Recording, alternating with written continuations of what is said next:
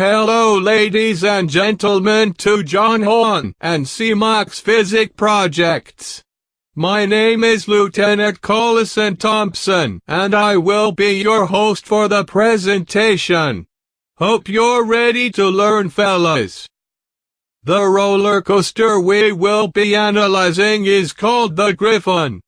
Because I was unable to pass physics class when I was your age, and then got sent off into that far-off Asian jungle to protect our freedoms, I have brought some friends along to explain the physics concepts. Please welcome Professor Isaac Newton to explain the points of greatest and least force. Thank you, Lieutenant. Now, the greatest net force is experienced at the bottom of the 40-meter drop as the coaster enters the second loop. This force is directed towards the center of the loop. The force is the largest because the second loop has a much smaller radius than the first, which contributes to a higher centripetal acceleration despite the drop preceding the loop not being as high.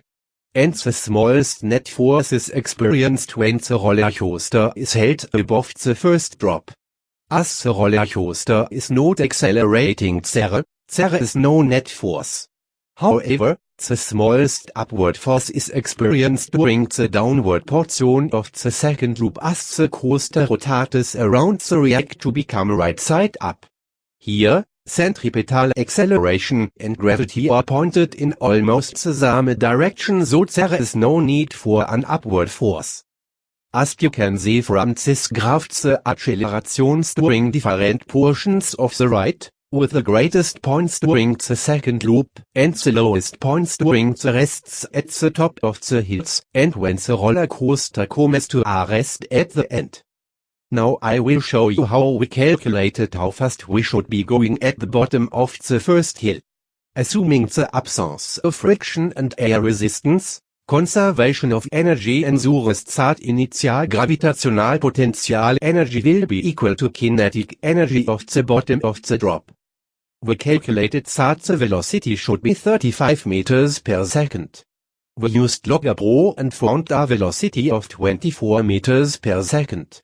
The actual speed according to Wikipedia is 32 meters per second. The reasons why our calculation was wrong was because we did not take into account friction on the track and air resistance, which would have slowed the car down. The reason why the Logger Pro velocity was complete garbage was because the video was shaking and moving like there was an earthquake. Thank you, Bill Nye or whatever. My next guest is going to analyze the second loop in terms of forces directed on the car and stuff. Please welcome Madam Edith Penny Farts. Thank you, Colson, you beautiful man. Anyways, the second loop exits at around the same height that it begins, meaning that there is little change in gravitational potential energy between the beginning and end of the loop. However, kinetic energy decreases due to friction between the coaster and the track, air resistance opposing the roller coaster's path along the track, and work needing to be done on the coaster to rotate it around the track in the second half of the loop.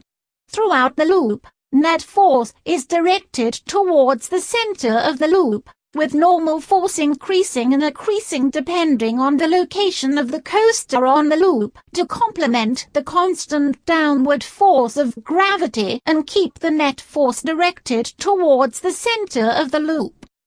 One day I will marry you, Penny Farts, but I have far too many nightmares of the past for me to be dreaming of the future. To teach us about why safety bars work, I managed to get an old sea dog. Please put your hands together for Admiral T. Lenny. Safety bars are required on roller coasters to ensure that the riders are continually moving in the same direction as the coaster. The coaster itself is directed by the track, but the riders are not. Inertia of the riders ensures that they will continue to move in the direction they are going in the absence of an outside net force. This net force is provided by the safety bar. This net force is constantly changing the direction of the riders just as the track changes the direction of the coaster.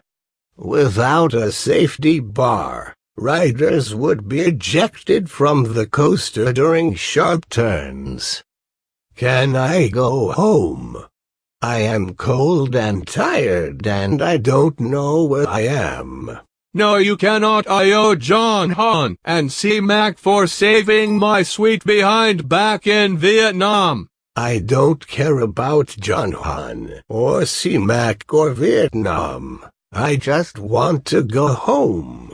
The Charlie had strung me up by my nipples for 30 days in the godforsaken jungle.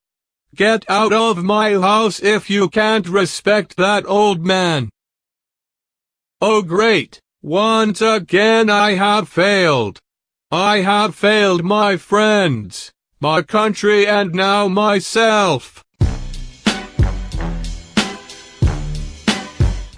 The beginning of the Mach Tower ride involves a slight acceleration of the cart that holds the riders for 2 to 5 seconds before decelerating to a constant velocity of around 1.076 meters per second that the cart travels at for about 45 seconds before reaching the top.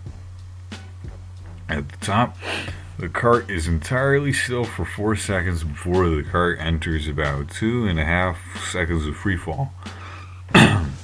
Magnetic brakes are then applied at a decreasing rate of force for 10 seconds to slow the cart down to 0 meters per second at the bottom of the tower. Okay, the greatest speed of around 21 meters per second was reached at the top of the freefall portion of the ride. That's when it just started a freefall. The ride was at its slowest speed of 0 after reaching the top and preparing to drop. The greatest acceleration of over 12 meters per second squared was reached when the magnetic brakes were beginning to be applied after the freefall portion, so when it was, getting close to stopping. These magnetic brakes also provided the largest net force, which was directed fully upward against gravity. The smallest net force was experienced during the rest section before the drop, as the cart was not accelerating, whereas the smallest upward force was experienced during the freefall portion of the ride, when a small amount of friction was the only force applying a downward pull of gravity. The two main concepts that are involved in the Mach Tower ride are conservation of energy and freefall.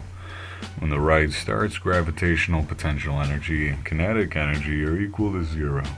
Gravitational potential energy is increased by the cart that holds the riders gradually being lifted to the top of the tower. After the cart reaches its maximum height and is released, the amassed gravitational potential energy is converted to kinetic energy as the cart descends. However, work is done on the cart by the magnetic brakes in the later part of the cart's descent to bring the kinetic energy of the cart down to 0, as the gravitational potential energy also decreases to its initial value of 0. When the cart is falling and the brakes are not applied, it is in relative state of freefall due to a removal of all forces that oppose gravity except for a minimal amount of friction that exists between the cart and the tower. The cart does not accelerate down at a full 9.8 meters per second squared involved with freefall under the influence of Earth's gravity, but is very close, reaching 8.6 meters per second squared. Holy macaroni, I almost forgot the most important part. What makes a roller coaster fun? Roller coasters are fun because you get to experience different forces acting on your body. Primarily gravitational forces, or G's as they are commonly known. There are positive G's, which push you into your seat at the bottom of a hill, and negative G's which pull you off of your seat, giving you airtime at the tops of the hills. Finally, there are lateral G's which move you to one side or the other, usually at a turn.